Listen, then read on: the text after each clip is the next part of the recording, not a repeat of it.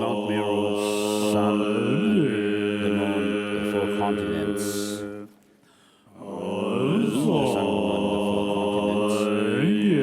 I imagine this as the Buddha felt and offer it to you.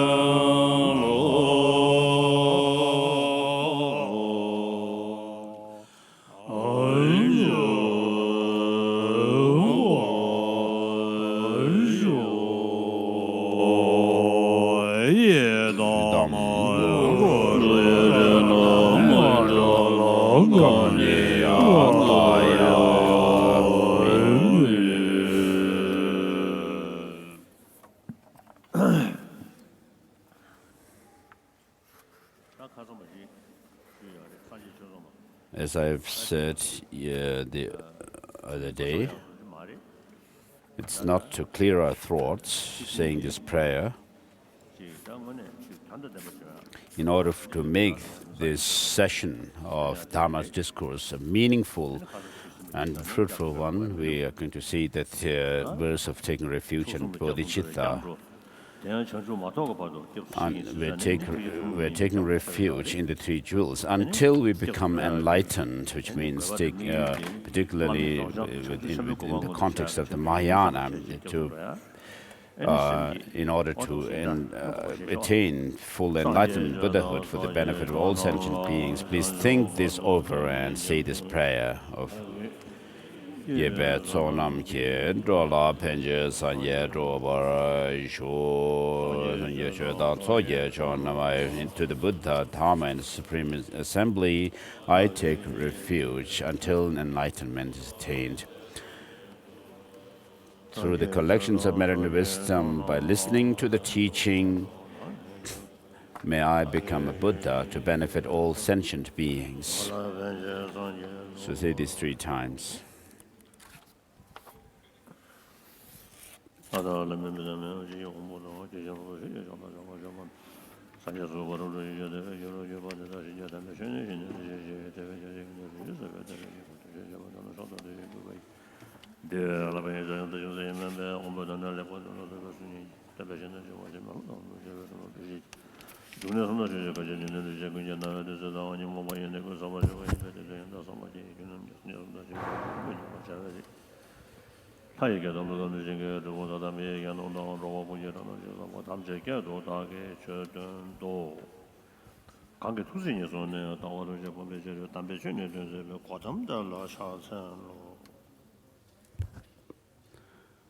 Prostration to the Buddha, who out of his compassion, moved by his compassion toward the holy Dharma, to rid us of all distorted views. So the Buddha, who was skillful and compassionate, since he appeared in India, it's been around 2,600 years now, according to the Theravada school. So during this time, it has become a very important religion in the world. The Buddha, the founder of Buddhism, is recognized in the world as an important founding teacher, who is the teacher of non-violence as well. So today, when it comes to people using their intelligence to analyze things, investigate, and not just accept right away what they hear. Such people find the Buddhism to take special interest in Buddhism, and therefore this teaching of the Buddha. People who are gathered here today, Tibetans and Himalayan people from the Himalayan regions, and also Chinese, Vietnamese, Korean, Japanese, and similarly from people from Burma, Thailand, Sri Lanka. If there are anybody from these countries also, and we also have Mongolians, inner and outer Mongolians, as well as the Mongolian, ethnic Mongolians from Buryat, Kalmyk and Tuva regions of the Russian Federation. So for us, Buddhism is our traditional religion. So,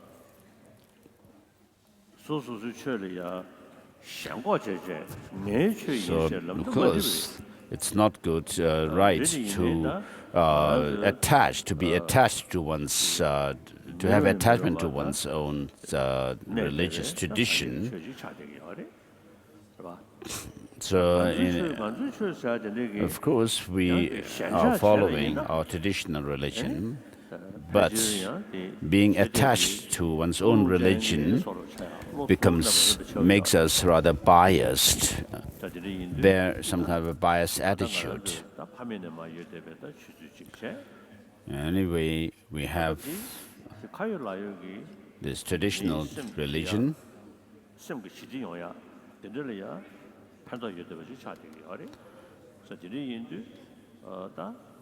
In any case, it helps. This tradition helps us to have peace of mind.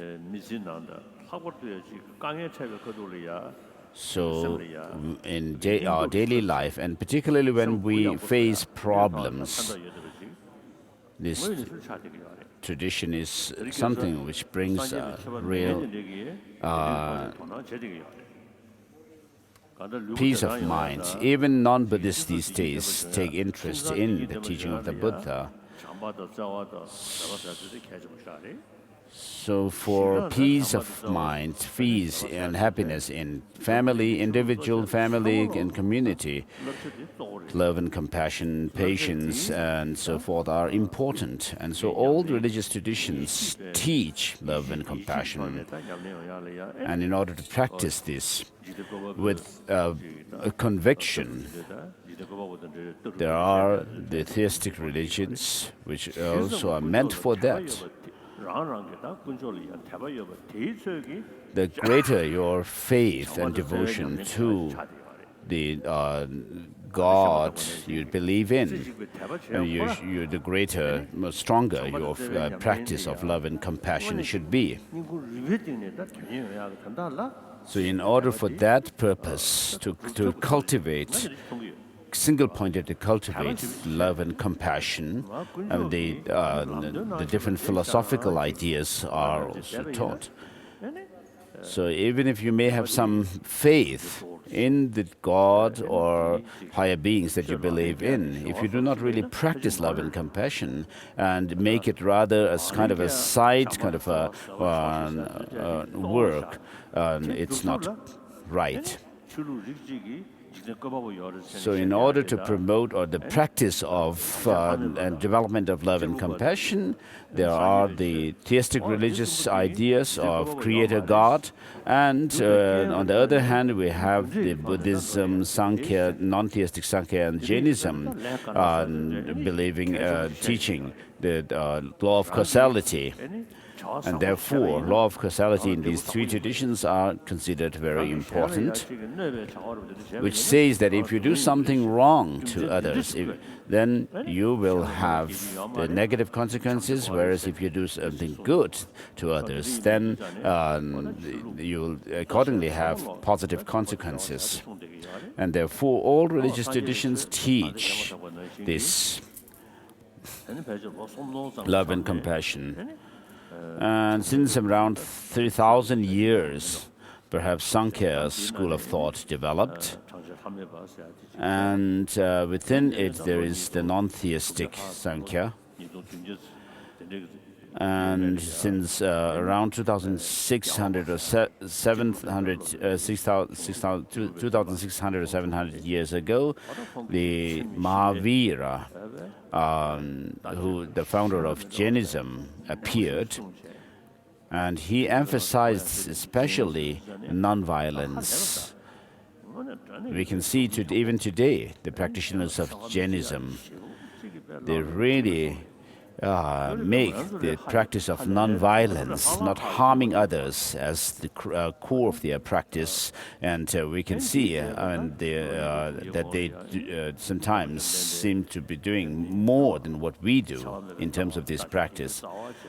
And then Buddha appeared after him, and the crux of the core of the Buddhist practice is that practice of love and compassion. And in order to support that, then the Buddha taught the view of dependent origination. So this is a unique teaching of the Buddha, the view of dependent origination. So during the last 2,600 years or so, the Buddha first, in public, gave, whether people were devoted to the Buddha or not, he taught. The first sermon he gave was the teaching on the Four Noble Truths. And that is like the big framework of the teaching. So this is the Noble Truth of Suffering, Noble Truth of Origin, the Noble Truth of True Cessation, and the Noble Truth of the True Path. So this teaches the nature of the Four Noble Truths. So all of us do not want suffering, but we want happiness. But how do we experience, how does suffering come about? So Buddhism doesn't believe in a creator God who is the doer or designer of our pain and pleasure, nor do we believe in a permanent, unchanging cause to give rise to suffering. But we believe or assert that causes and conditions bring about some result. And therefore the Buddha taught the first two Noble Truths, which are the Noble Truth of suffering, the true suffering, and which is the result, and the true origin of suffering, which is the cause. And so, whether these pain and pleasure arise from some permanent unchanging cause or not, if you ask, no, they do not. And if you look at the cause, if they are produced by causes, for example, if we hurt somebody or harm somebody, the other person will be hurt, or there is discomfort created in the other person. And you also feel guilty if you fight with others or quarrel with others.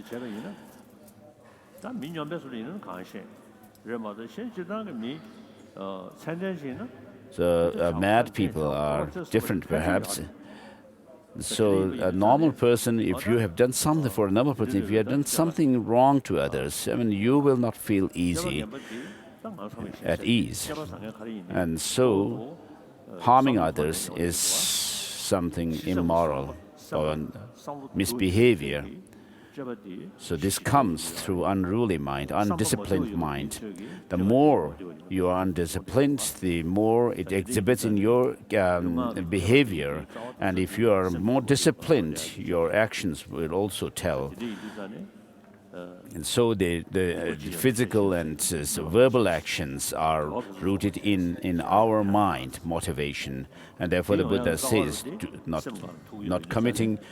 commit any evil, cultivate the wealth of virtue, and thoroughly subdue your mind. This is the teaching of the Buddha. Now, in terms of subduing your mind, disciplining your mind, so if you have a very rough kind of a mind,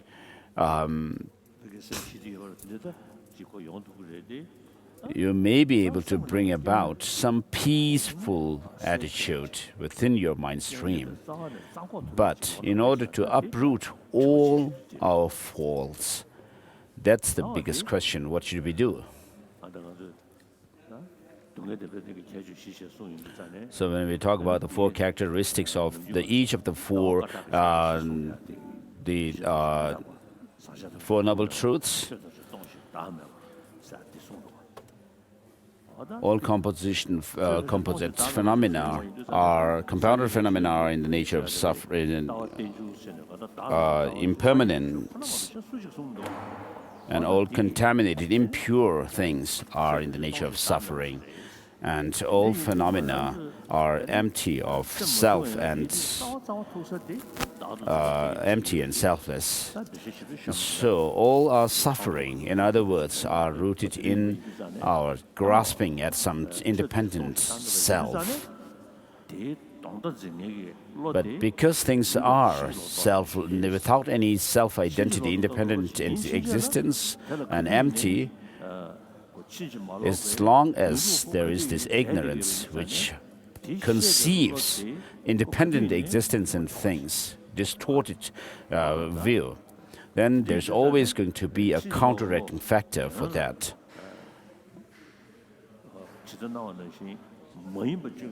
So although things do appear to us as if they have some independent objective existence, this distorted view always has its antidote. In the case of the climate or the weather, if the heat rises, then the coldness diminishes, and if the coldness increases, automatically the heat decreases. So on the one hand, there is this distorted view which sees there is some kind of a self or independent existence, and on the other hand, the wisdom sees the lack of that independent existence. And so, since things are without any independent existence, the distorted view of self can be eliminated. It is not within the intrinsic, the basic innate quality of the mind. So due to certain circumstances, we develop hate, attachment, or anger, and so forth. But they do not stay permanently in our mind, as we know.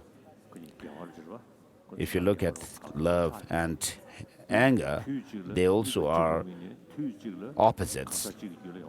So they do not arise in a single person, within the mind stream of a person at the same time, simultaneously. Sometimes you'll feel angry at somebody, at other times you have attachment also.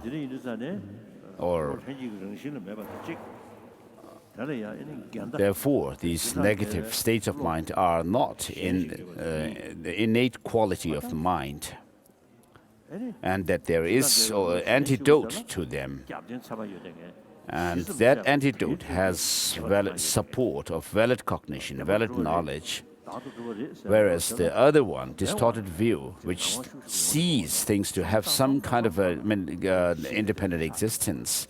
But if you really think closely over and over again, then you'll see that things do not exist the way that distorted view conceives.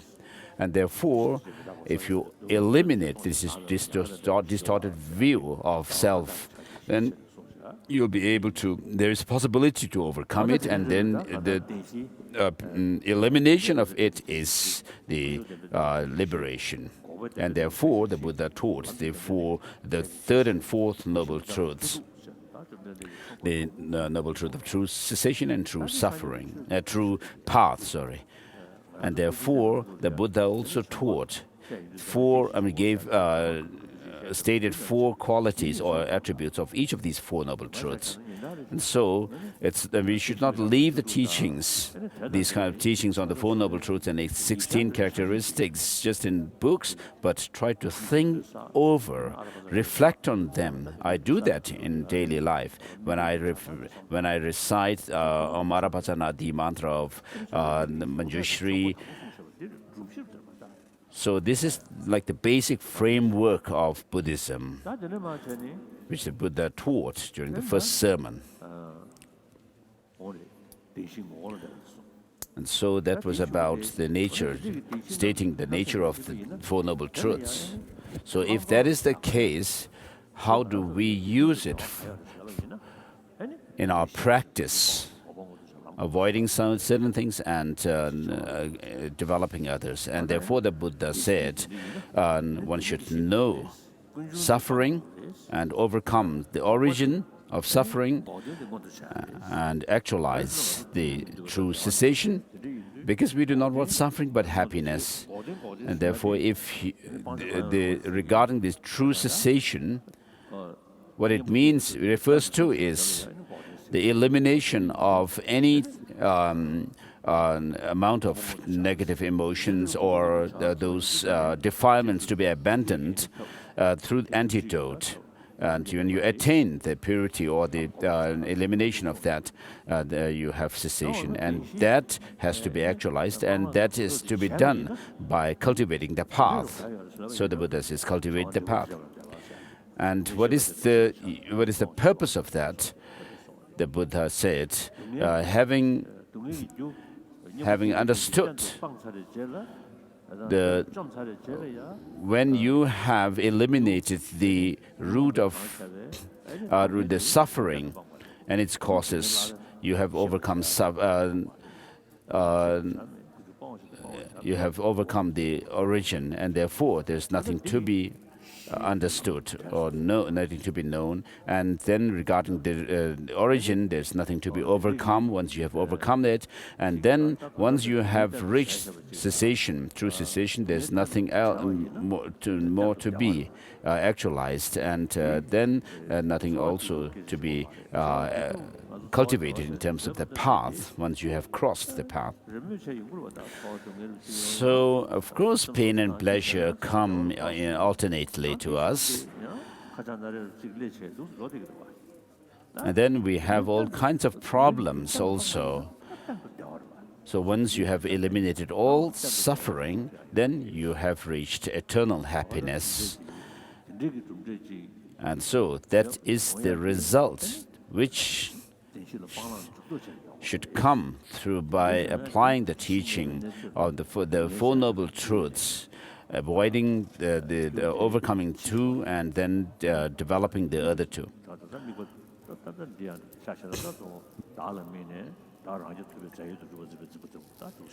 So, for example, there is this grasping at self, and so overcoming this grasping at self, you reach the cessation through the path. And these are based on the understanding of the true truths, the truth at the basis level. And when we look at the path, the Buddha says the cessation should be actualized. So how to see that it's possible for us to reach the cessation, and what actually causes leads to that cessation is taught more precisely and in detail in the second turning of the wheel of Dharma.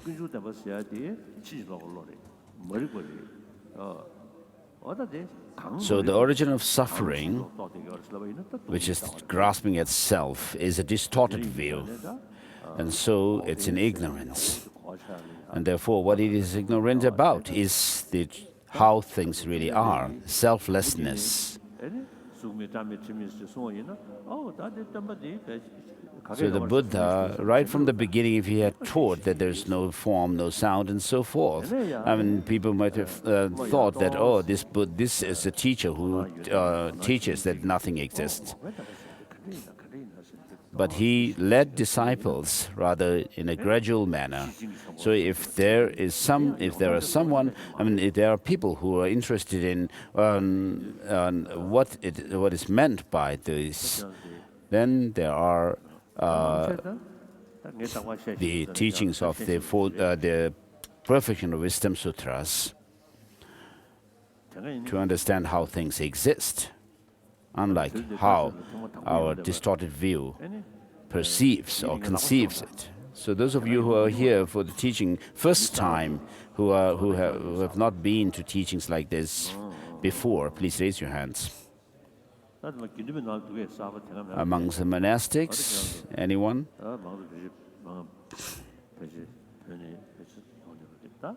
So many of them are from Tibet, perhaps. Where the Chinese audience? Those people who firstly come here, who never been, who never listened, so raise hand.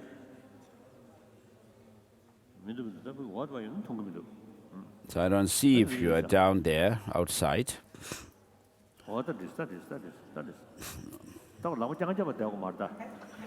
So you don't have to keep raising your hands like soldiers until they're told to keep your hands down, put your hands down.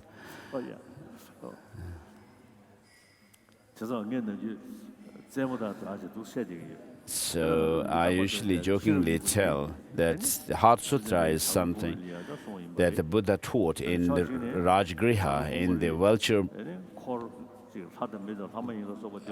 mountain, amongst many different audience, consisting of gods and demigods, the non-gods, humans. So if you think about it, it seems it was taught amongst to beings who had pure karma. As Jesu Milarepa has said, when to his disciples were Dakbol Haje, Gampopa, and Rechungpa. So Rechungpa was quite a tough student sometimes. So when he had been to India one or two times, and after one of these, so he had brought certain texts which belonged to the non-Buddhist tantric texts, and Jesu Milarepa checked what kind of texts Rechungpa had brought from India, and when he found some of the texts to be related with negative spells. And Milarepa actually burned those texts when Rechungpa went out to fetch water for him. And Rechungpa, when he came back, he smelled burnt peppers. So when he saw that the Milarepa had actually burned some of the texts, and so they had a quarrel, conflict, a problem there. And so Rechungpa was unhappy and revolted. And so at that point, Jesu Milarepa brought down hailstones, and Milarepa then Rechungpa felt concerned about where my master went. So of course he could, when he was Milarepa's student, and he could hear the voice of Jesu Milarepa, but he couldn't see him. And when he listened carefully, he found that it came from a horn. And when he looked into the horn, he saw Jesu Milarepa there. And when he looked at the horn, when he saw it, Milarepa, he found that the horn had not actually increased in size, and Milarepa had not decreased in size. And then Rechungpa tried to go inside. And so this kind of thing could happen. To Milarepa could do that when it is possible. When you have gained full control over your energies and mind. And so, similarly, in the case of the Vulture Mountain, it had not become bigger, nor the number of audience shrank. But he was the Buddha himself at that time, during the teaching Heart Sutra, was absorbed in this concentration called profound illumination. And then the Shariputra and Chandrasik, Avalokiteshvara, had discussion. Regarding Avalokiteshvara, who was a deity form of a disciple, for someone who was not able to see Avalokiteshvara at all, but could see Shariputra saying something, might think that Shariputra was talking to himself. And so, this kind of case is possible. So, at such a time when the Buddha taught the Perfection of Wisdom Sutras, and because it was not in public, it was not recorded, historically recorded. And therefore, there were people who say that this was not taught by the Buddha. And even people say that what these sutras teach is nihilism. And therefore, later on, many great scholars have argued for Mahayana to be the teaching of the Buddha. So the Paramita, the Perfection of Wisdom's teachings, actually emphasized the teaching of the true cessation that was taught firstly in the Four Noble Truths teaching. And then there are other teachings like this Tathagata Garbha Sutra and also Sandhi-Nimochana Sutra. So for those who were not receptive, who were not able to take literally what was taught in the Perfection of Wisdom Sutras, for their sake, the Buddha, regarding the teaching of which says there's no form, no sound, no order, and so forth, the Buddha kind of interpreted these teachings for such people who were not receptive, saying that he taught these with the three naturelessness in mind. Whereas the Tathagata Garbha Sutra, it's not the other sutra which is called Takten Nyingbu Tempeto, which is to say the essence being permanent and enduring, which is another sutra. So the Tathagata Garbha Sutra, regarding these three turnings of the wheel of Dharma, the first turning of the wheel established the ground, the framework, and then the second turning explained more on the cessation, which is emptiness. And the third turning of the wheel of Dharma, Tathagata Garbha Sutra, teaches the path aspect, the subjective path which meditates on the emptiness. And this is to lay the foundation to lead towards Tantra. In the Tantra, of course, in the three lower Tantras, they don't teach the subtle clear light. But in all four Tantra sets, there is this meditation on emptiness, where when we do the sadhana practices, we say everything dissolves into emptiness, and from within the state of emptiness. And so highest yoga tantra teaches the subtle clear light mind and using it to meditate on emptiness. And so these teachings of the highest yoga tantra were taught to disciples with the highest sort of mental faculty. And so the sequence of these teachings are like going through the school system. So there is the junior, and then the middle school. So the first you need to go through the junior school, and then the middle school, and then high school, and so forth. The Nalanda masters, the great scholars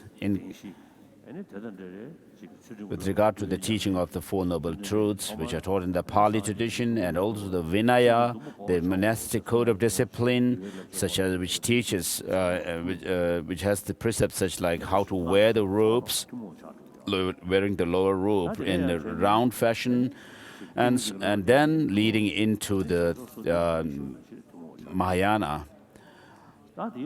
And so, Vinaya, the concentration, practice of concentration, and are similar. The practice of morality and concentration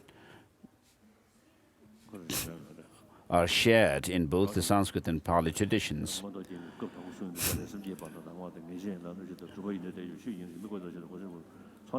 In the first chapter of Abhisamaya Alamkara, it is mentioned what the first chapter teaches is the 10 points, beginning with the bodhicitta.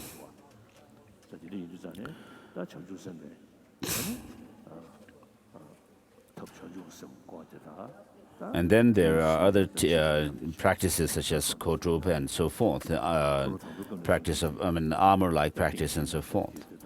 And so the Four Noble Truths taught in the first teaching of the first sermon, as well as the practice of morality taught in the Vinaya. And then you go into the in the Perfection of Wisdom Sutras, the extensive path of the Bodhisattvas, as well as the emptiness, and then the 6 perfections and so forth are also taught. So in the Perfection of Wisdom Sutras, what Buddha says is, teaches emptiness on the basis of, which are established on the form and so forth, and then how to go about with the path, and then the result, how you attain the result. And then, therefore, the second turning of the wheel of the Dharma, as I said yesterday, you need to establish emptiness or the lack of true existence, independent existence in things through reason. So because there is every chance for people to misunderstand the teaching of selflessness,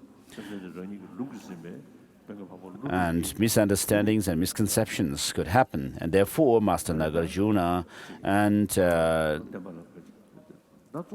other masters, like Nagarjuna wrote his 6 treatises of emptiness, on emptiness.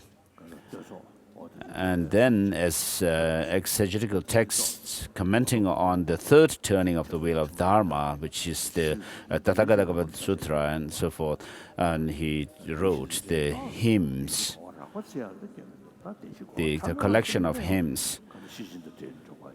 So, of course, understanding the Four Noble Truths in a rough fashion, you don't need perhaps to understand, you don't need the Perfection of Wisdom Sutras, but to understand the Four Noble Truths in greater precision and in greater detail, you need the Perfection of Wisdom Sutras. And therefore, Master the Lord Maitreya and Master Asanga and so forth commented on the explicit content, the implicit content of the Perfection of Wisdom Sutras, whereas Master Nagarjuna and his disciples and followers commented on the explicit content of this Perfection of Wisdom Sutras. And then also the Master Asanga and so forth emphasized the Chittamatra philosophy based on the Sandhi Nimochana Sutra. In other words, the Nalanda masters have actually written many texts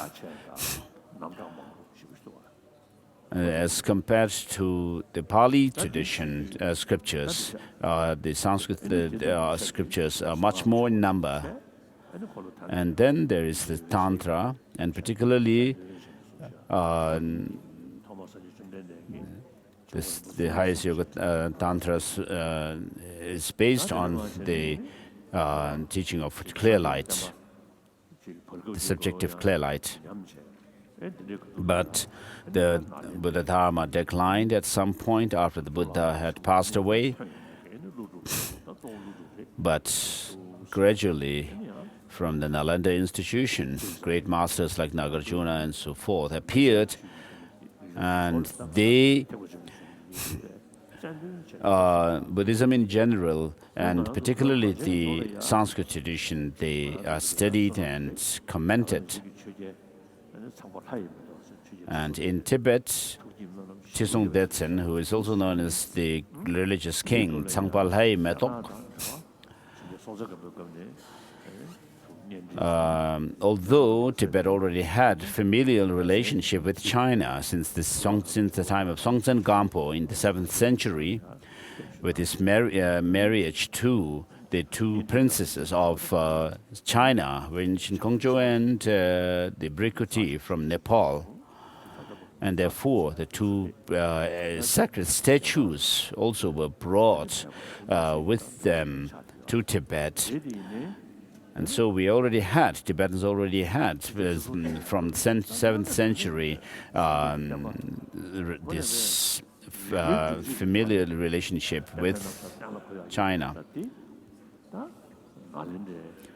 But with regard to Buddhism, explained through reason and logic, the Tibetan Emperor Chisung Detsen saw that this is the best tradition that we could import to Tibet. And so he invited Chandarakshita, who was already in his 70s when he was given the invitation, and he very kindly accepted the invitation and went to Tibet. So the Bodhisattva, great abbot Bodhisattva Chandarakshita, was a great master. And so amongst his writings, there is something called Tatuv Samgraha Prakarana, which is about Tantra, and therefore it's very clear from this that he was a practitioner of Tantra. So he came to Tibet in the 8th century.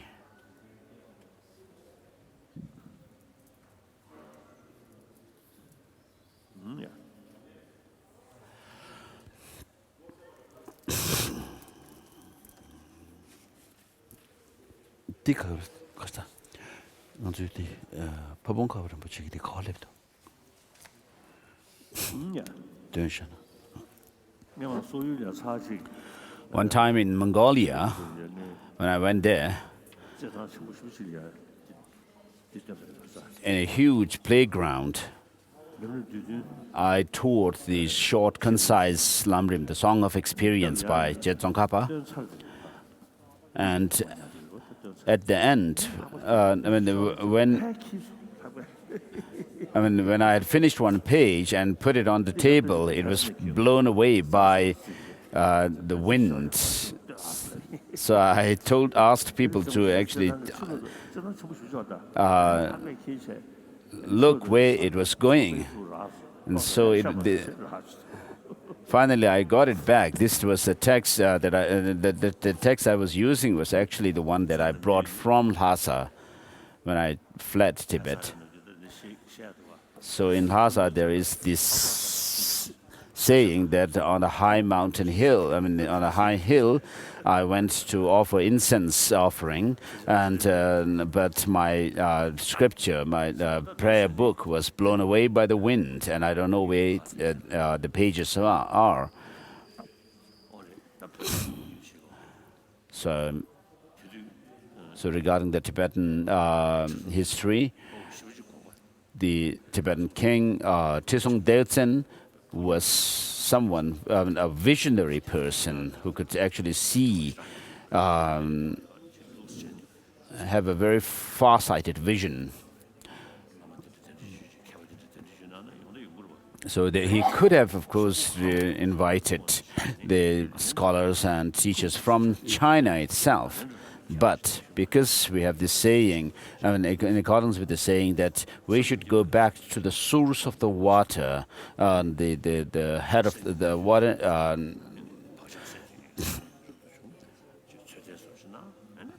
and therefore the first seven Tibetans were given the monastic ordination in order to test whether Tibetans would be able to keep the Vinaya vows or not. And it was successful. And in the beginning, when the Buddhism was being established on the Tibetan soil at that time, there were lots of opposition from humans as well as non-human spirits and so forth. And what we are talking about here is that the teaching of the Buddha had gone through many ups and downs. And today, after Buddhism had spread and it was established in Tibet and spread, we have kept the Nalanda tradition, and particularly the teachings of epistemology. It seems we, the Tibetans, are the only ones who have preserved and promoted this tradition of the Nalanda, in particular, and China, Japan, and so forth. We all, all of them also follow the Nalanda tradition, the same tradition that we do follow. Tangsen Xuanzang, perhaps. His tradition, he was a follower of the Dharmapala, Nalanda master Dharmapala. So even today, the Chinese practitioners and scholars are quite familiar with the Sandinimochana Sutra.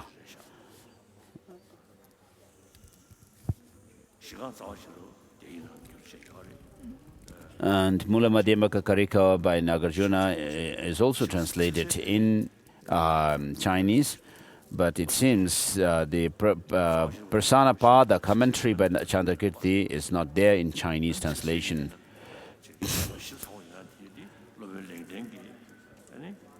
And so the reason why Chandrakirti has detailed explanation of the Purna Madhyamaka Karika is because of the objection from Bhaviveka to Buddha Palita's commentary. And Chandrakirti goes over those criticisms and rejects or refutes them. And so because of these kind of challenges, the things have become more clear. And so if we look at Buddha Palita commentary by Buddha Palita, it's very inspiring, but there's not elaborate explanation in it. Whereas if you read Chandrakirti's Prasanapada, it's very detailed. And also Bhaviveka's the commentary, Lamp of Wisdom, is very detailed explanation. So in these texts, when Tibetan masters commented on the Indian texts, They usually treated the text in three outlines: the rejecting or refuting others' positions, establishing one's own position, and then again doing a rebuttal of criticism of others. So if you could study these three texts together, we could see the details of where the challenges and the debates had gone, and the points become very clear to you. And so this Parasanapada is not translated in Chinese. And then next, later on came Master Atisha, who was from Vikramaleshila. When he came to Tibet, Tibet was already in a decline, degenerated situation because of the killing of Tirabhajan, because of some family problem or something. And then the one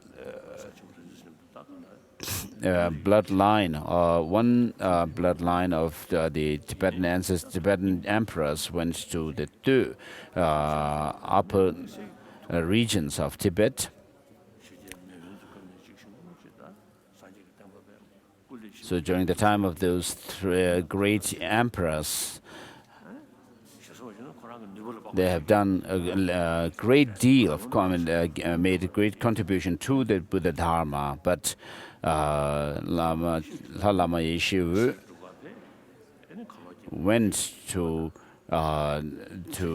in search of gold in order to make offerings to the Indian masters to invite Master Atisha. And so Buddhism had also declined at that point.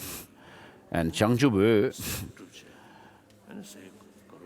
gathered some gold, and he went to the Karlok Gyabo, the king who had actually arrested his uncle, Lama Yeshu, and imprisoned him. And therefore, as it is found in the Lam Rim text, in relating the stories, Lama Yeshu was in prison, and he was already quite old and very weak physically. And so when Changzhubu saw him, Changzhubu told him, Lama Yeshu,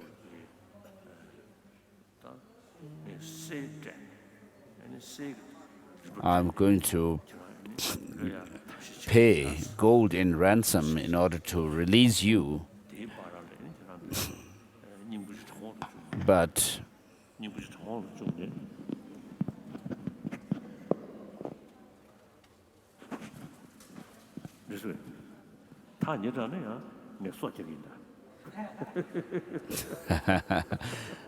someone is just joking that he would bite the mic if it's too close to his mouth.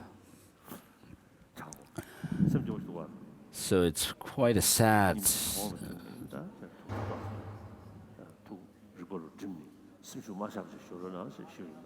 So you're told that don't lose your heart. I have found gold equal to the size of your body, the height of your body, but I am just left with a gold equal to your head. So I'll find that soon and come back and release you. And Lama Yeshu told Changzhubu, don't think of releasing me from the prison. I will not live long now, but from life after life, we go through the process of birth, aging, sickness, and death. But dying for Dharma is meaningful, and therefore, for the sake of Tibetan people, even if I have to give up my life for the purpose of inviting Georgia Atisha, I have no regret. And so, when he heard it, Changzhu Wu, of course, was a nephew. So when he found Dalai Lama Yeshua's determination for the Tibetan people and the Buddha Dharma, he felt rejoiced and also sad. And so he cried a lot. So when he asked Nakso Lotsawa to go and invite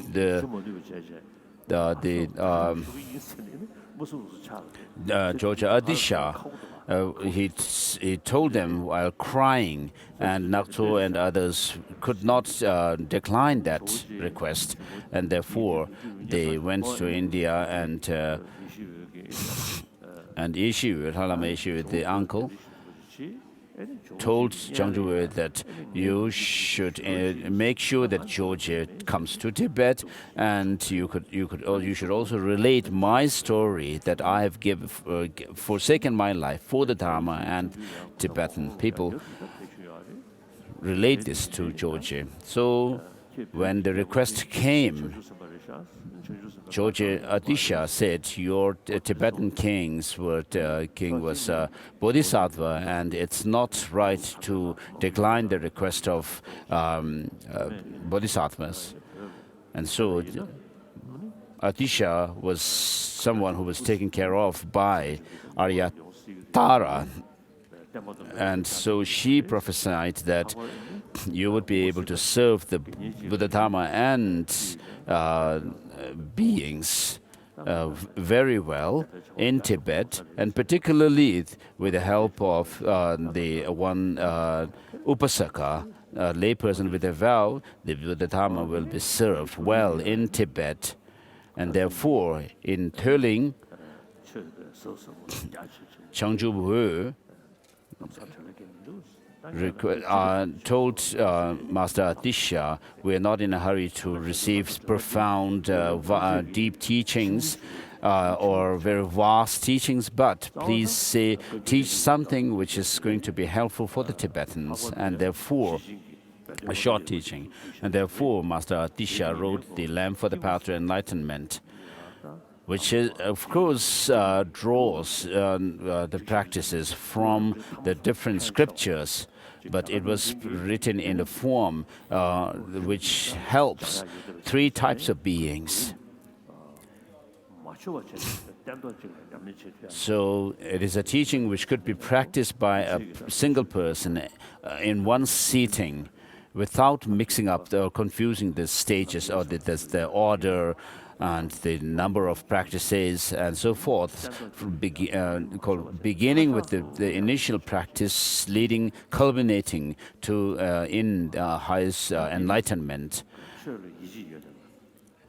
So someone with faith in the Dharma and understanding the Dharma, particularly having done the study of Prajaparamita, and in essence, the essence of the teaching is referred by this Heart Sutra mantra, leading a practitioner how to go about with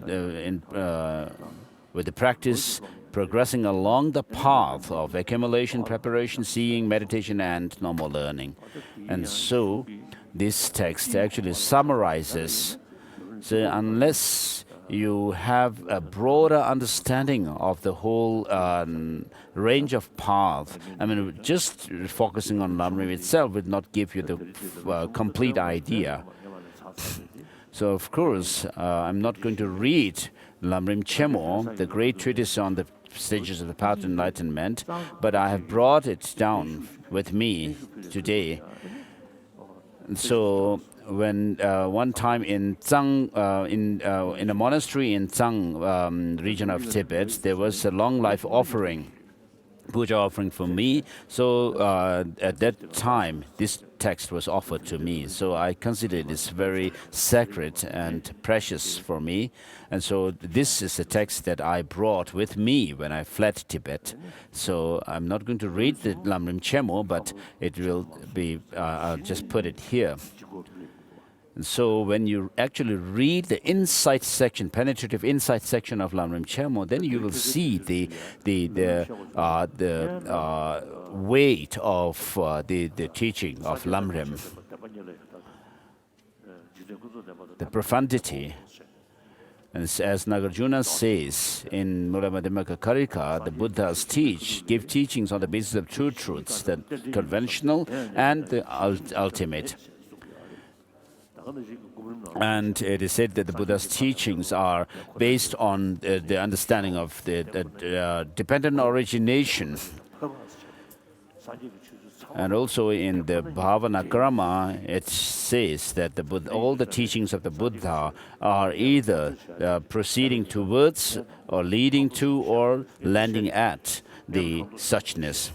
And so I usually tell that when you teach people, you should start with this insight section of Lam Rim, if you're teaching Lam Rim, because when you understand the two truths, the conventional ultimate truth, then you'll understand that cessation is possible through the cultivation of the path. And then you will have a strong faith in the Buddha Dharma. And then, of course, taking refuge makes sense when you say, I take refuge. I seek refuge in the Buddha, Dharma, and Sangha, without really being able to move yourself through reason. I mean, it's very difficult.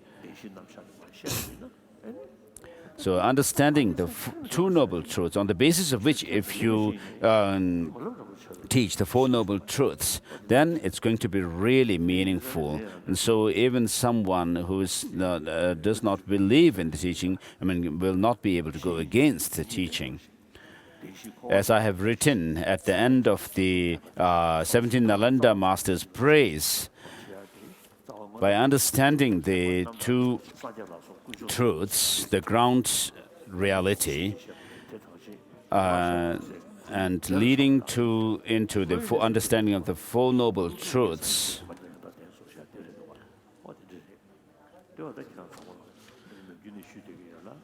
may I gain an understanding of the teaching of the Buddha.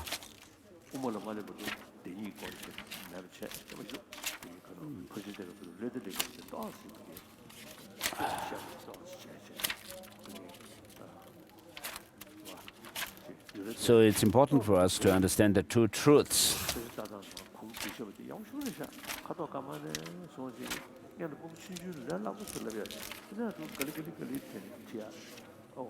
So the system of teaching Buddhism, beginning with the colors and so forth, the collected topics, and then into the my study of mind and so forth, leading into the higher studies of Buddhist philosophy, is a very good tradition that we have as in Tibetan Buddhist tradition.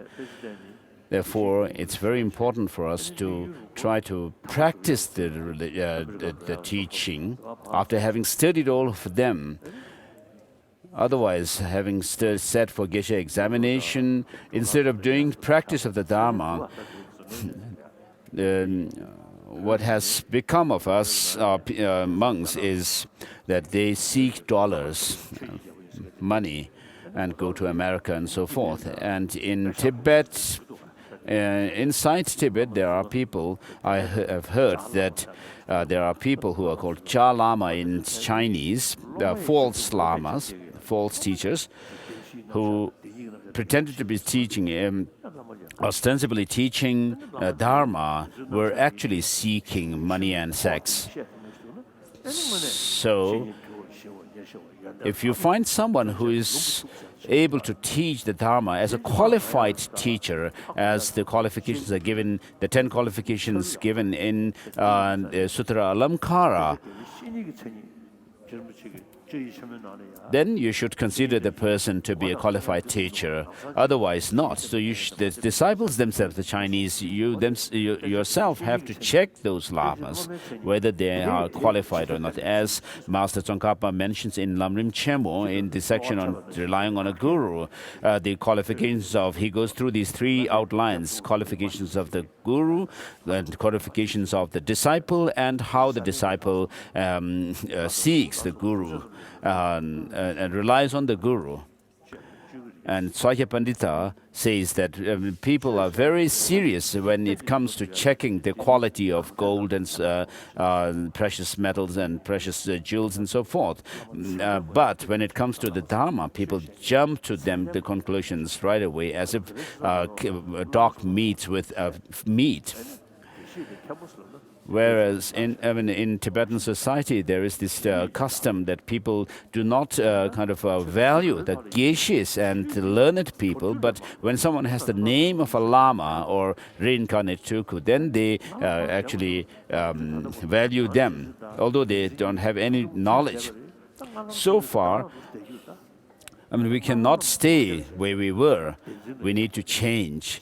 In samsara, we are bound by our self-cherishing attitude and our grasping at true independent existence of things. So we need to see where the drawbacks are in us, where the shortcomings are, and then move forward.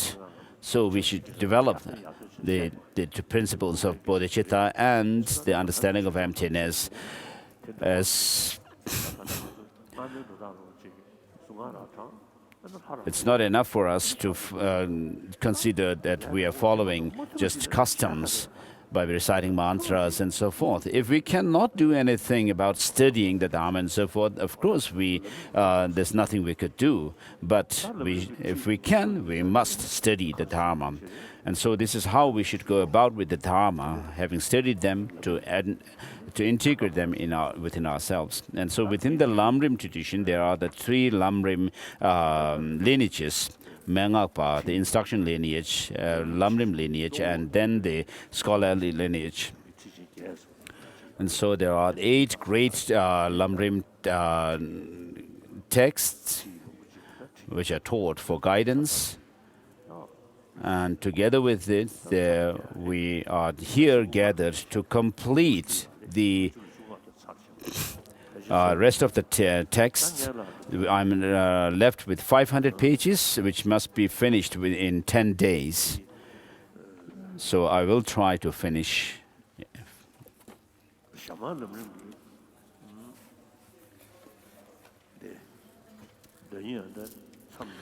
So last time in Shamar Lam Rim, we stopped. No. So we stopped at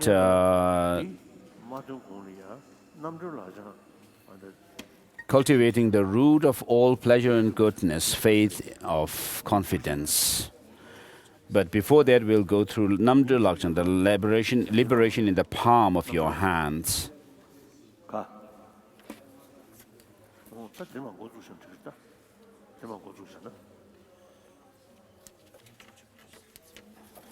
We are on the 11th chapter. 11th day.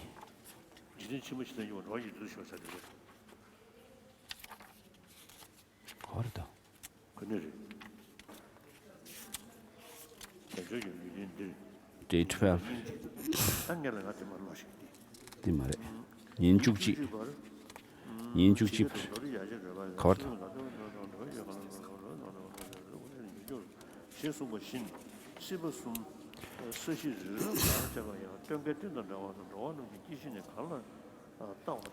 Number page 322. It says Dr. Pabongka Rinpoche told us we should adjust our motivation, our motive. The Great Play Sutra says the three realms are impermanent as autumn clouds. Beings die and are born. It is like watching a play. Beings like run. Lives run like lightning flashes in the sky or rush on the sky. High mountain, waterfalls. In other words, the three realms of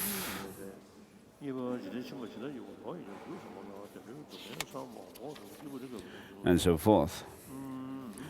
And then the outline, thinking about what sort of happiness or suffering you will have in your next rebirth in either of the two types of migrations on page 322.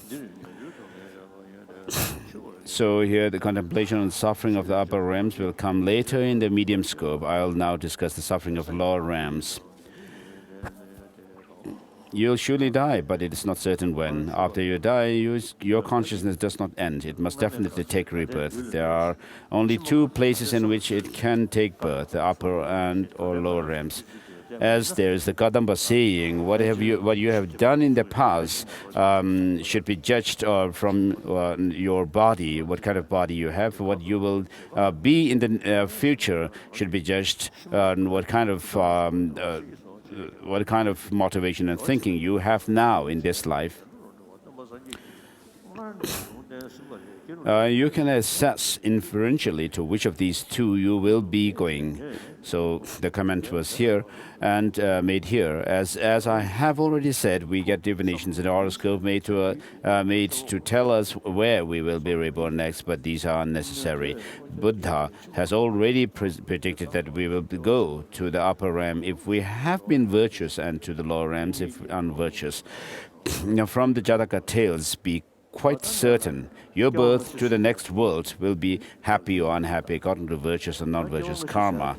And so with regard to the past and future lives, so there are two things, animate and inanimate objects. So those who are animate have experience of pain and pleasure, whereas without these experiences, they are inanimate. So if you look at the flowers and like sunflower and so forth, so they kind of move according to the face, the direction of the sun. In the morning to the east, these flowers face the east, and then as the sun moves, it moves. And there is one grass which is called touch me not, I think. If you touch it, it just shrinks. In Mysore or somewhere, there was one person named Goncho Samden. He told me that it's called the Ngoce Tsa, or Tsa, which shows that it's shy. And in America somewhere, there is something like a thorn. And when people go quite close to it, it just shoots forth. The plant kind of shoots there. So if we are not careful and not able to shirk that, I mean, it's quite, it could be quite terrible.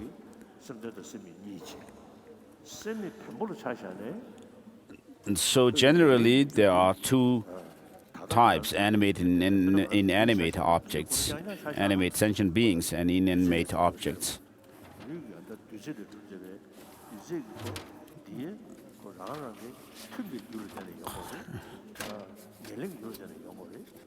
So the things come from causes and conditions. Within the causes, substantial causes and cooperative conditions are there. The cooperative, the substantial cause refers to those which actually turn into the result or the effect, the causes. But when it comes to the subtlest particles of our bodies or the external objects, they are same. So after what kind of conglomeration of those particles, do they actually become some support of life or not? We should really check. It's something the scientists could check. So even the inanimate objects have to come from a similar cause that can give rise to them.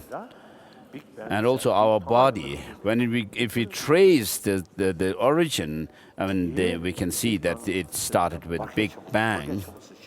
The Big Bang, that in turn, which in turn could happen because of causes and conditions. And the explosion at Big Bang could also happen because of the energy. And those energies should come in their substantial cause. You should be able to trace them in previous particles. And therefore, if we go on like this, tracing the origin, we could say that it's beginningless. Otherwise, if you say there's a beginning, that's the beginning, then you would have to say some incompatible cause, like a permanent, unchanging cause, gives rise to this. So within sentient beings, we have the consciousness or mind, which is not material, doesn't have shape or color. It's mere experience and awareness, has this quality of being awareness and a clarity or luminosity. And therefore, regarding its course, there could be cooperating conditions, like when we have the eye consciousness and ear consciousness and so forth, there are these organs which also serve. Whereas the mind or the consciousness itself, for example, at the time of conception in a mother's womb, because it has its own substantial cause, you should have, we could only point to a previous moment of consciousness. As the Dharmakirti says, something which is not consciousness cannot be a substantial cause of consciousness. So the cause also has to be some similar in nature. So I was recently in Nasik, near Nasik. I know one Hindu Swamiji. He's a learned Swamiji, and he even is familiar with the Mulamadhyamaka Karika by Nagarjuna, and Samdon Rinpoche also I took with me. And I asked him, what is the reason that we have the three planes of existence, desire realm, form realm, and formless realms? And then I asked him about past and future life. How do we prove that? And he said, because we have memory. So amongst his students, he said there is one person who has a very clear memory of past life. And so he said that the memory could be used to prove that there is a previous life. And also in the 400 verses of Aryadeva, the same thing is said. So if you look at the teaching of the Buddha in an unbiased manner, then you will see that there's at least something that we can think about. It makes sense. Even amongst between two twin of this, there's no same thought process going on in the two persons. Of course, because of the biology itself, the physical, biologically, of course, we may be able to see differences in people.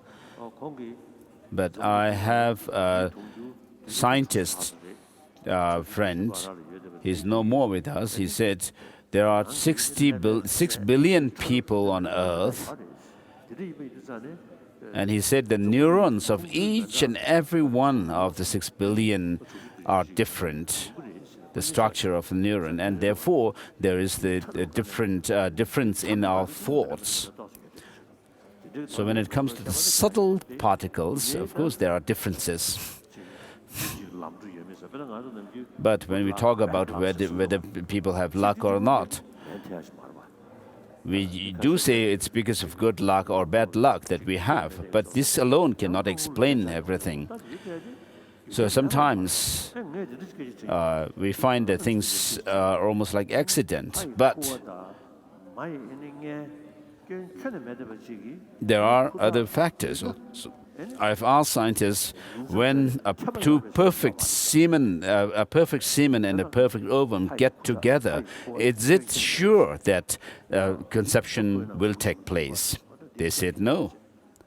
So a perfect, without any defect, sperm and the mother's womb, without a perfect mother's womb and a mother's ovum, even if these causes are there, it's not certain or sure that a conception will happen, and therefore there should be a third cause. According to science, of course, they are not able to posit that third cause yet.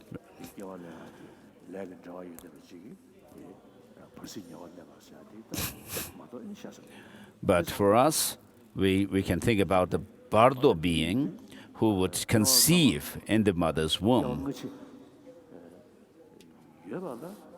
And therefore, there's more reason for past and future life.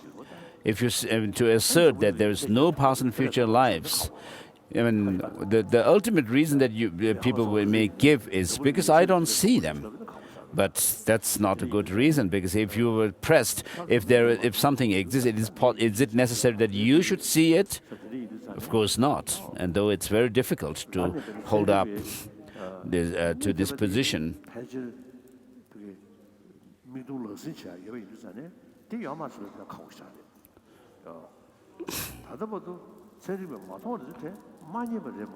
So far, what scientists have not found is only the case that they have not seen them or found them or discovered them.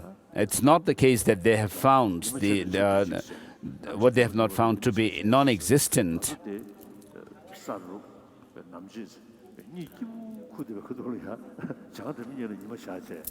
So it is said in our text that while we are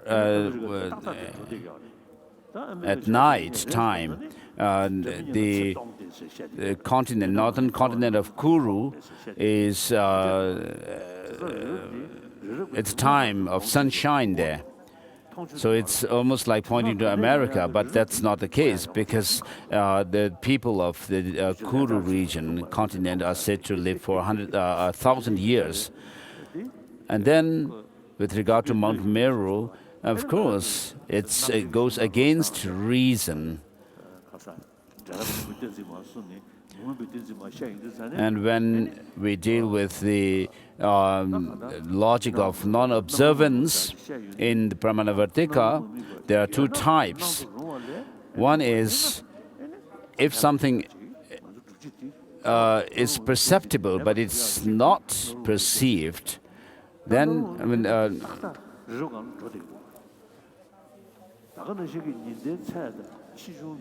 if something should be perceptible but not perceived, it cannot be perceived.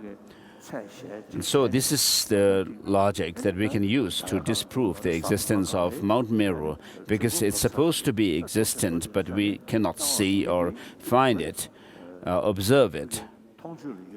Whereas, with regard to the size and the distance of the moon and the sun from the earth, there's huge difference between what is taught in our classical texts and also what is taught, what the scientists find today. So in the classical text, it is said that the height of the moon and the sun from the earth is, regarding this, it is said that the sun and the moon go around the Mount Meru, around the halfway of the height of the Mount Meru. And then with regard to the sides, it mentions only difference a bit of 1 league or yojana between sun and moon in sides. I mean, this cannot be as accepted today, because it goes against our empirical experience. So we need to still think about the rams, the godly rams and so forth, which are said to be on the Mount Meru and so forth. And then regarding the lifespan of people, human beings on this earth, it is said that in the beginning it used to be inconceivable, and so and then there's a decrease in the lifespan. So perhaps it should also be interpreted. Unless we can explain that they had a different biological, I mean, a physical body than we have. So, with regard to the lifespan of the people on earth, it's also said that it decreased to 6,000, 60,000, 20,000 and so forth. I mean 80,000, 20,000 and so forth, which we have to rethink.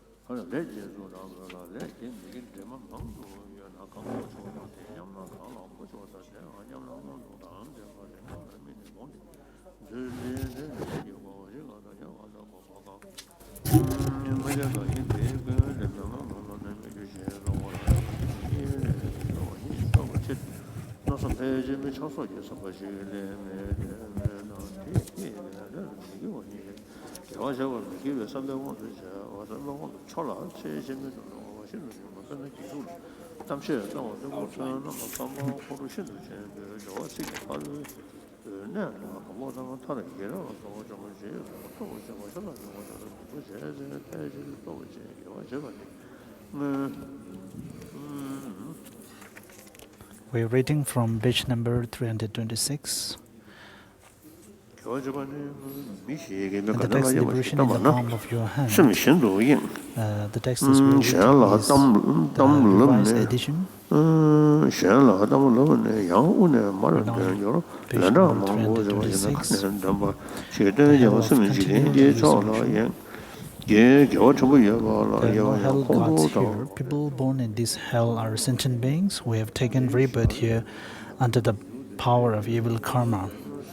When these sentient beings see others, they immediately get angry. Anything they pick up turns into a weapon. They keep hacking each other to pieces, all faint and collapse on the ground.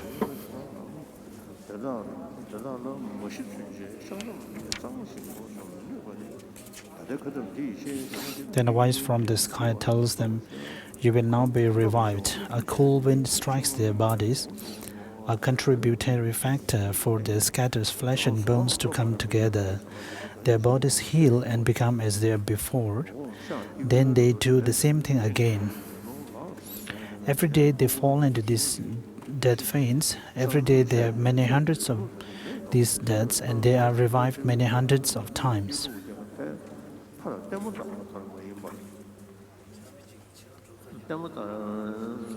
We must develop insight into what it would be like to be born there now, to be hacked by weapons, to faint, to be revived, and so forth. In this life, we are afraid to be stabbed by a small knife and die the once, and we still suffer inconceivable terror and pain. In this hell, we will die many times each day and would experience this each time. Is there a fan? It would be nice to have a fan at the backside. Continue reading from page number 327. In this hell, we would die many times each day and would experience this each time. In our lifespans, there will also be very long. Our former human lives would bear no comparison. Nagarjuna said in his letter, "Is be too cold on this side, so the other side, please on."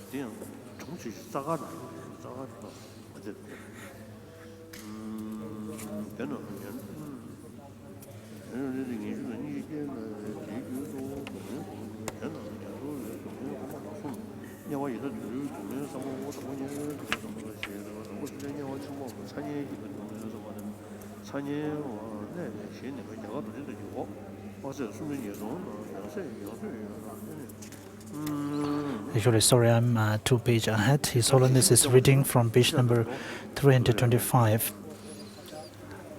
The hell of continued resurrection is 32,000 yojanas under Bodh Gaya in India. So this statement is actually something that we need to investigate. According to this text, if we measure it, I think we will reach America directly. We're reading from page number 325, the last para. The other hotels are below this hell with 4,000 yojanas between each of them. All the ground and all the mountains in these hells are composed entirely of red-hot, intense burning iron, the ground like that in the human realms, and not at all flat, not at all like the palm of your hand. When you are about to be born into hot hells, as Gonda Rinpoche says, human life is impermanent, a short bout of sleep, crowded with meaningless dreams, some happy, some sad. When you suddenly awaken to a life in the pit of lower realms, what will you do? That is at the point of death. You have hallucinations of being cold, so you develop a craving for heat, which activates karma, leading to rebirth in hot hells. You die, this is like falling asleep. You experience the bardo as you would a dream. Then you certainly find yourself in the hot hells, which is like waking up. Hellfire is 7 times hotter than fire in the human realms. Let us compare these two types of fire. Human fire is so cold compared to hellfire that it is like water cooled by Goshirsha sandalwood.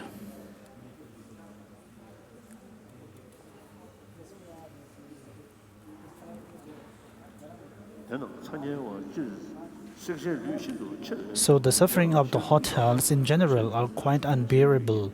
The suffering of having a body, the thing being burnt, that is enormous. The suffering of having flesh with as little tolerance as a newborn child's, the suffering that the thing doing the burning, the fire is extremely hot, and so on. There are 8 such hot hells. There are no hell gods here. People born in this hell are sentient beings who have taken rebirth here under the power of evil karma. We have already read this page. Turning to page number 327, the last para. The assemble and be crushed hell. Rebirth here is usually the ripening of killing. 2 mountains resembling, say, goats or rams' heads raised together, and you are crushed between them. There is no avenue of escape. The 2 mountains separate and your body regenerates to its former state. The process is repeated again and again.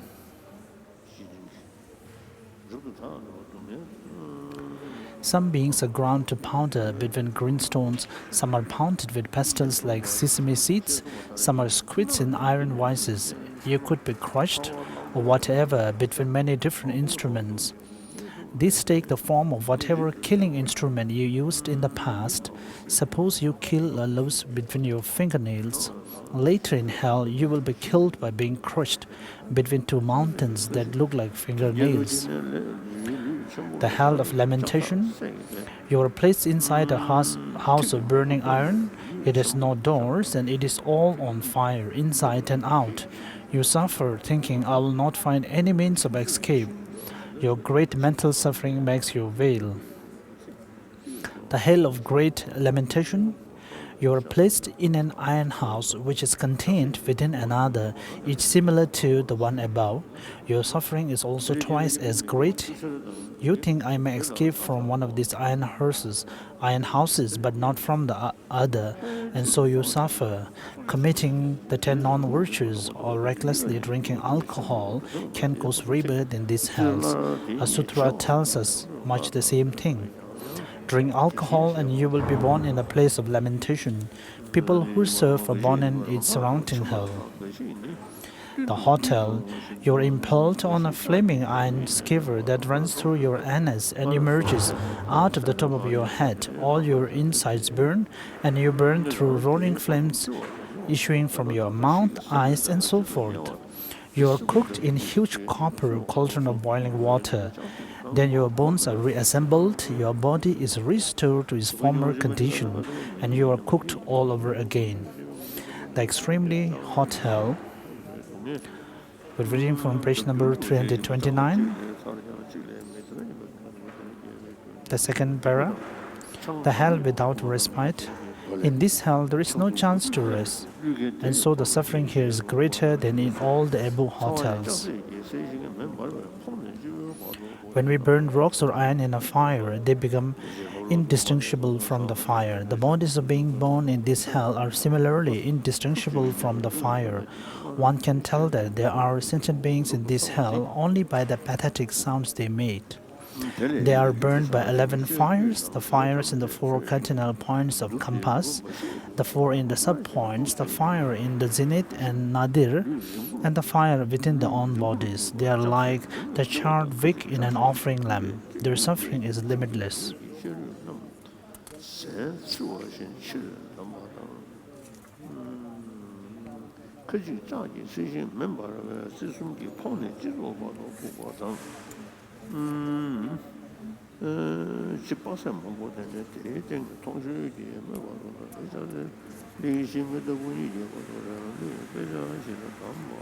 We're reading from page number 331. The second para.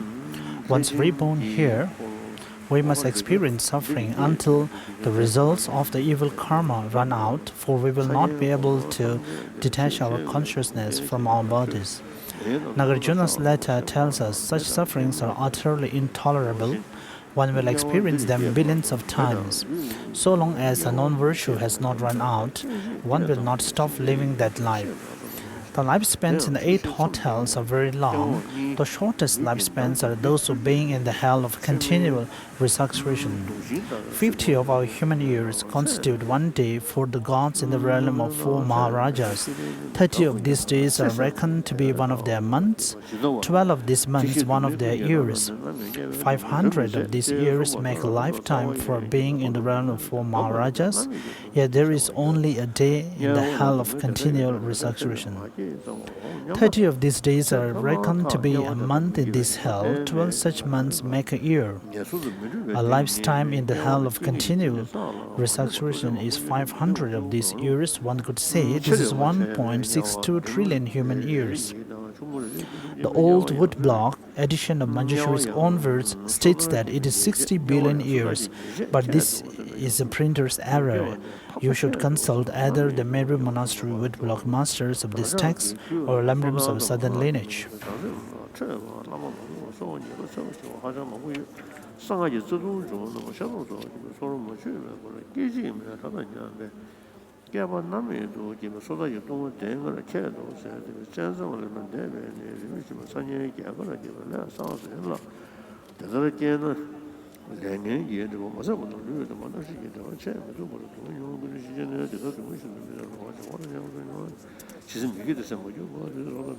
Reading from page number 333, the last para, thinking about the sufferings of the cold hells. The cold hells are on a level with the hot hells and lie to the north, which is why this land of ours is very cold.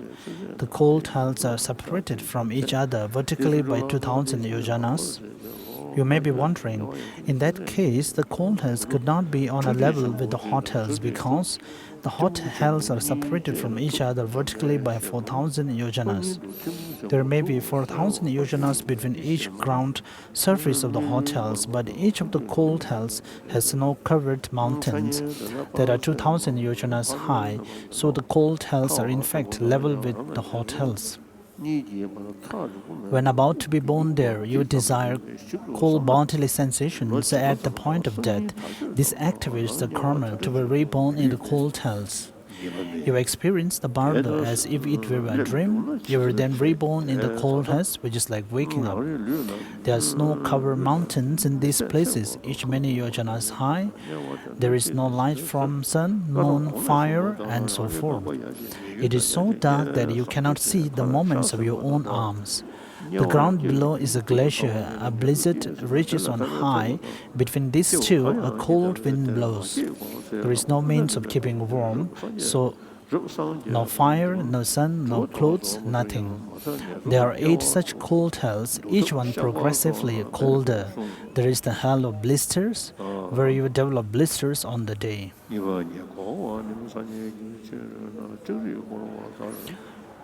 Now we are reading from page number 335, thinking about the sufferings of the occasional hells. As Maitreya has said in the prayer, that may the sufferings of the lower realms be extinguished, and may they all attain higher realms. So for someone who do not have any idea about the higher paths and higher realms, it is a different case. But for other people, I think the best way to stop being reborn in the lower realms is by practicing compassion and meditating on bodhicitta and also the wisdom realizing emptiness.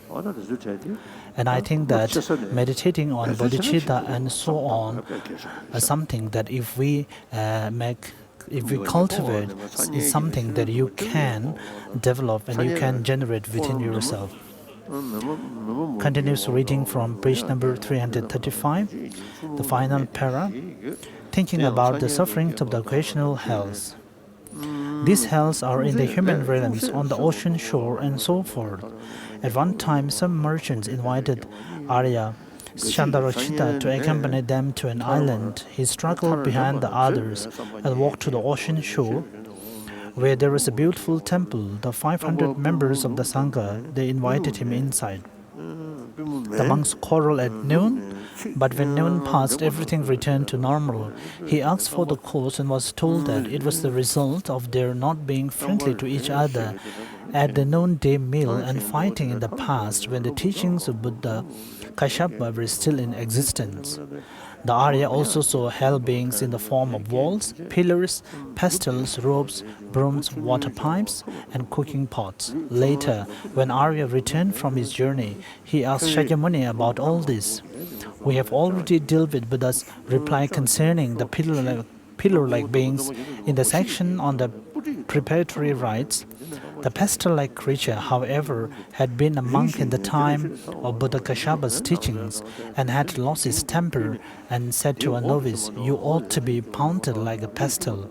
The monk had become the pestle-like creature as a result of these insulting words. Kyabje Pabonga Rinpoche told how these beings had been experiencing these things from the time of the teaching of Buddha Kashyapa till the present. Once there was a ship's captain named Kodikarna who had been born with an earring set with a gem worth 10 million gold pieces. Captain Kodikarna had sailed away to obtain jewels. He fell asleep by the ocean shore, and other merchants went on without him. He awoke to find that a strong wind had erased the path, and even his packed animal, a donkey, could not pick up the scent. Kodikarna wandered around, unable to find the path. There was a house like a palace, and in it a man surrounded by 4 goddesses. The captain saw that at night the man had such bliss, it was like that of the gods. But by day the house began burning, iron licked by fire. The women turned into 4 ferocious dogs. The man fell down on his face, and the dogs ate his flesh bit by bit. Then after the sun had gone down, things reverted to their former state. He asked the man what the cause was. The man said he used to be a butcher in the town of Stara, but on the advice of Arya Katyayana, he had taken vows not to kill at night. He had not been able to take these vows for the daytime, and this was the result. The man said he had a son in Stara who was a butcher. Kotikana was to give the son a message: you should not kill. When you give alms to Arya Katyayana, you should dedicate the good virtues to me. As proof, the man told Kotikana he had hidden a pot of gold in the place where the swords were kept. Kotikana moved on. There was a fine house where a man and two beautiful women enjoyed the peak of happiness and bliss. But the captain saw it was quite the opposite at night, when the women turn into snakes and are at the man, starting from the top of his head. Kotikana asked the man why this was. The man said that when he was a Brahmin in Stara, he used to be an adulterer, but he took the vow from Katyayana not to do this during the daytime. This was the result. He said, go and talk with the son I have in Stara, and give Kotikana a similar message to the previous one to take back. And as proof, he told Kotikana he had hidden a pot full of gold under the stove. Then the captain moved on further and saw a four-legged fawn. A hungry ghost held of each leg. And Kyabje Pamanga Rinpoche told the rest of this story.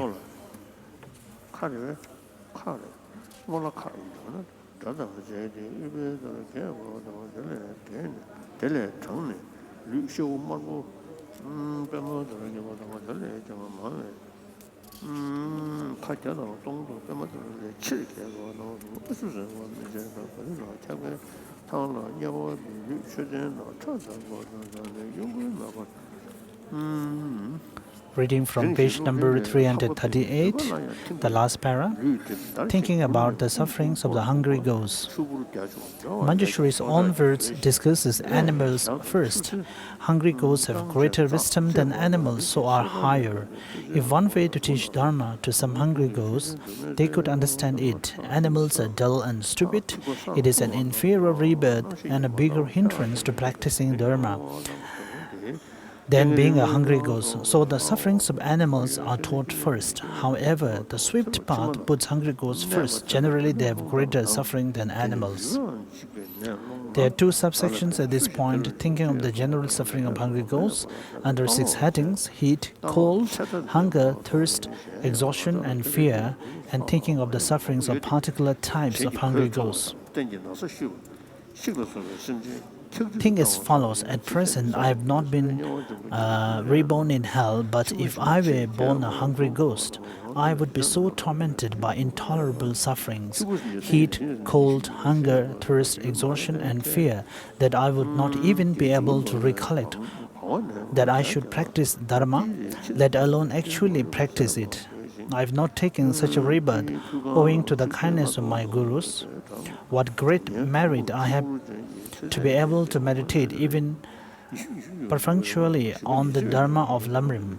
How lucky I have been. But we have accumulated in our mental streams much karma that will throw us into these rebirths. This karma is still powerful and undegenerated. We know it is beyond our present capacity to purify it all before we die. There is more though. Usually our thoughts at the time of death are crucial. Sinners may have committed great sins during his life, but if they die with only virtuous thoughts on their minds, they will activate virtuous karma from a past life. If Dharma practitioners are angry, for example, at the point of death, their non-virtuous karma will be activated. Normally, the thoughts with which one has the greatest familiarity in this life will be the ones that manifest at the point of death. We have always had the strongest familiarity with delusions, the 3 poisons, so our non-virtuous karma is sure to be activated at death. One may be revolted by food and drink at death and feel, may I never hear the word food again. This would trigger off karma to be reborn as a hungry ghost by either attachment or hostility. You cannot be sure that you will not be reborn in the unfortunate state of a hungry ghost. In fact, most of us will be reborn as one.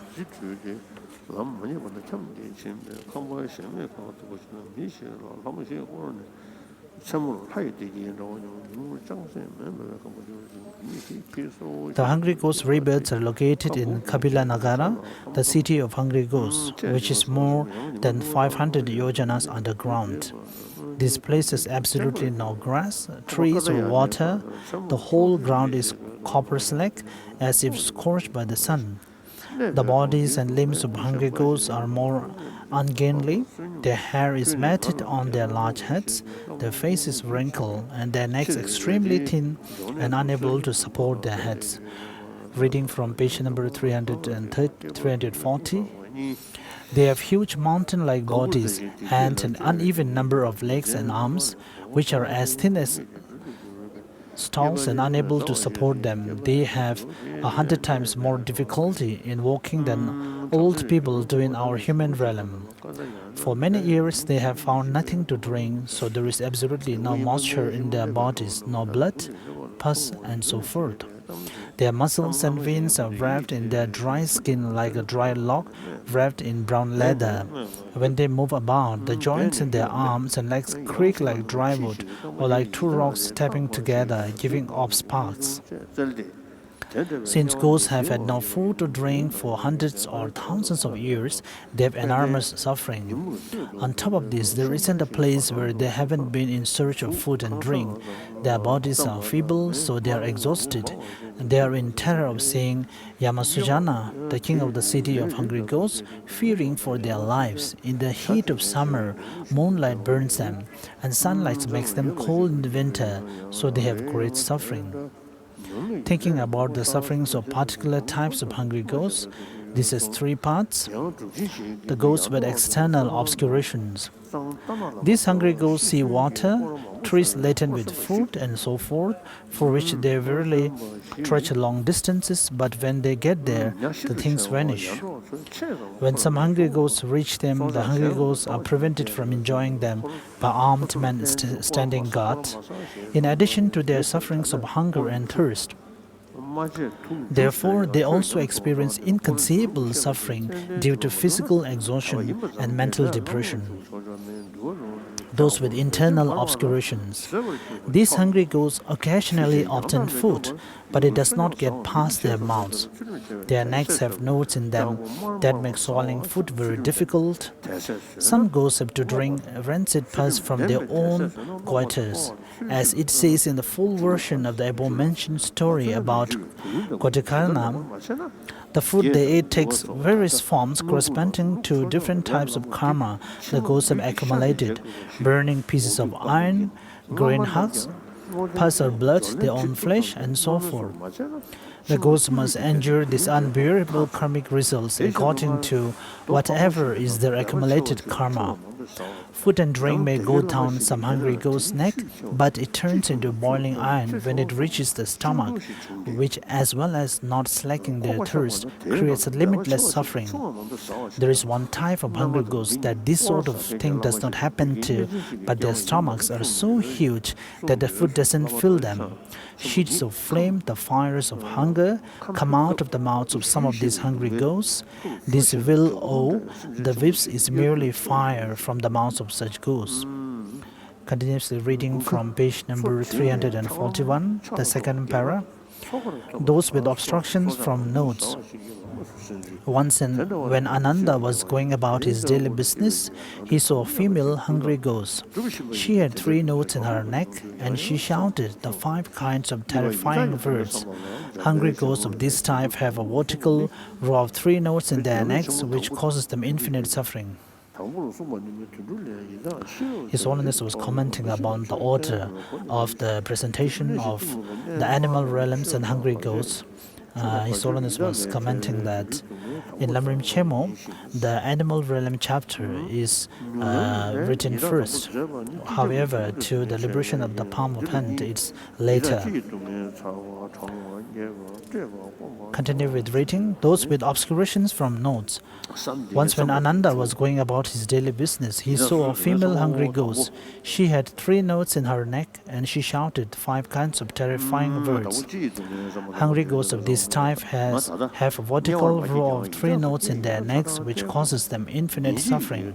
Nagarjuna's letter says, hungry ghosts are also bereft of the things they desire. This gives rise to continual suffering, aggravated by most intolerable hunger, thirst, cold, heat, fatigue, and fear. Some have mouths as small as the eye of a needle, yet their stomachs, the size of mountains, are plagued by hunger, but lack the power to digest the smallest speck of food. Some go naked, though their bodies are but skin and bone. They are as thin as palm trees. Some are aflame at sex and mouth. Food put into their mouths is burned. Most cannot often even fill for food, no pus, feces, blood, and so on. They touch their faces together and take rancid pus from the goiters at their throat. Reading from page number 342. For hungry ghosts, in the two hottest months of summer, even moonlight is hot, the sun cold in winter, and trees become fruitless.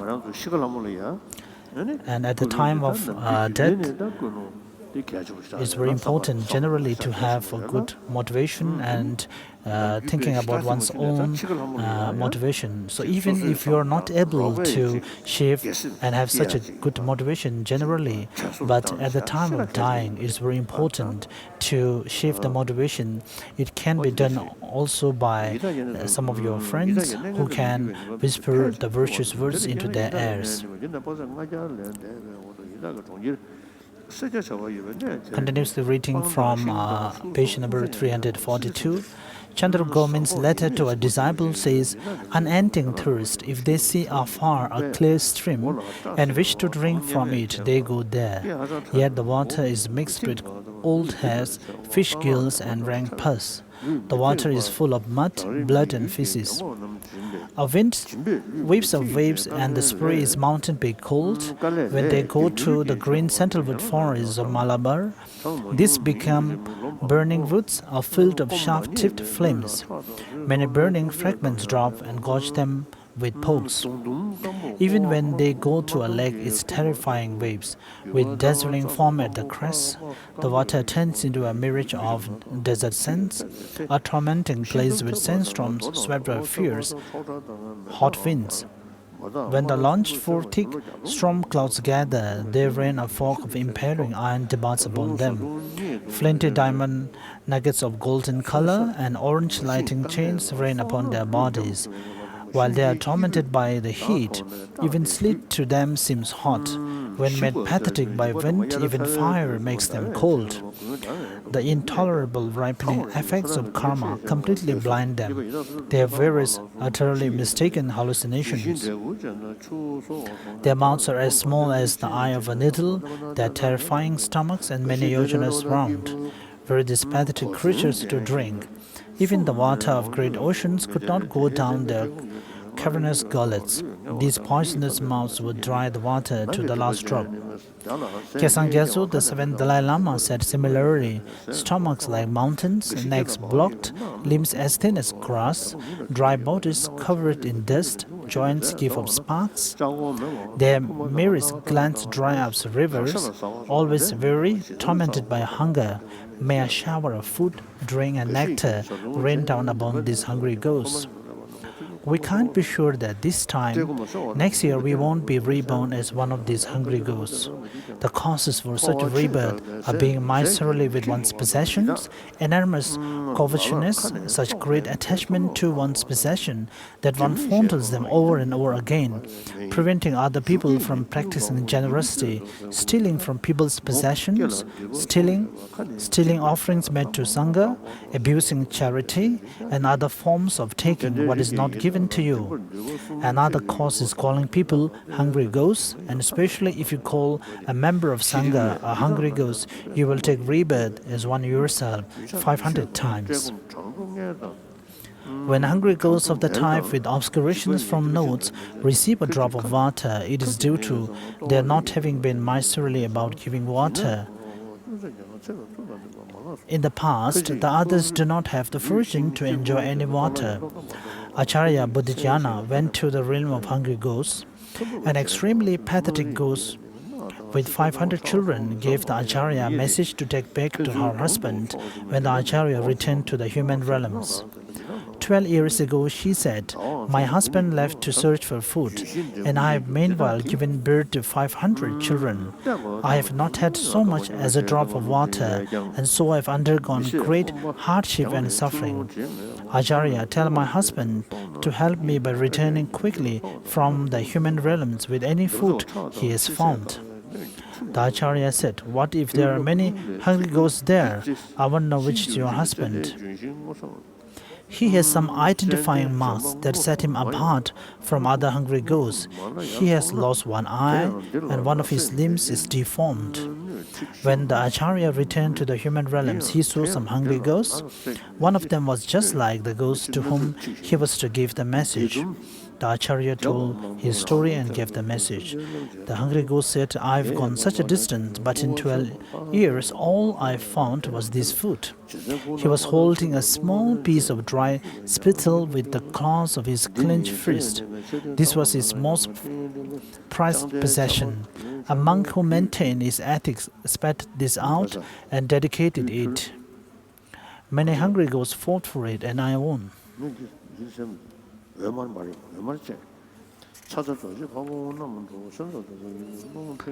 Unless we are careful, we can never be sure there won't come a time when we will have to make lunch out of dry foods. We're reading from page number 345.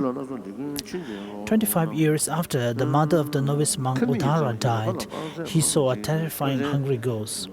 The frightened Uttara was about to flee in terror when the ghost said, "Don't run away." "Who are you?" Uttara asked, and he replied, "My only son, I'm your loving mother, from whom you were born, reborn among the hungry ghosts who have no food or drink. 25 years have passed since the time of my death. I have not seen any water. Where will I see anything like food?" The novice asked Buddha to dedicate prayers to her. Buddha used his skillful means, and when the ghost left that rebirth, she was reborn as a hungry ghost called Mardika, who was extremely rich. Her miserliness was 6 times worse than before, and she would not practice generosity. The novice persuaded her to offer Buddha a bolt of cloth, but she regretted the action and she stole it back. According to the story, this happened many times. Kyabje Pabong Rinpoche told the story of a monk who had a beautiful saffron robe. He became so attached to it that after his death he was reborn as a hungry ghost wearing a saffron robe. These days, miserly people are praised as being clever, but miserliness especially is the cause for being born as a hungry ghost. We act in a miserly way, so it is almost certain we will be reborn as hungry ghosts next year, or at most in 40 or 50 years' time. That is, if we do not get rebirth in hell. Reading from page number 346, thinking about the sufferings of the animals. This has 2 sections, thinking about their general sufferings and thinking about the sufferings of particular types of animals. Animals experience 5 kinds of suffering: eating one another, being stupid and benighted, experience heat and cold, experiencing hunger and thirst, and being exploited or made to work. The sufferings of animals are the least of the 3 lower realms, yet in such rebirths they eat one another and suffer.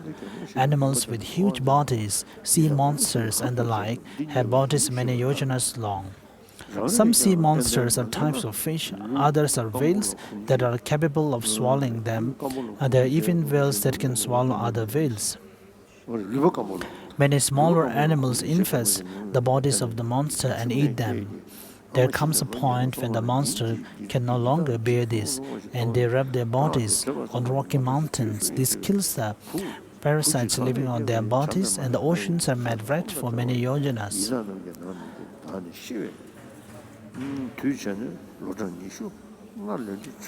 The larger creatures devour the smaller ones, while many smaller ones feed on the larger ones. Though they cannot bear to remain there, they cannot even wiggle free of the spot they live on. The animals of the great oceans are heaped on top of each other and must live with one eating the other from the behind. Creatures reborn in the dark depths of the oceans between the continents do not recognize each other.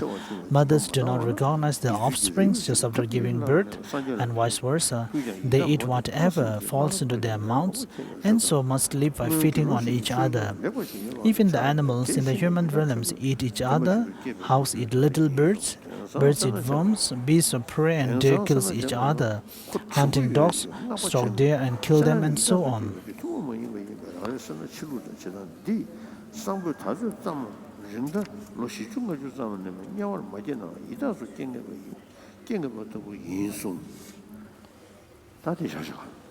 So we will stop here. It's almost 11:30. Thanksgiving mantle offering.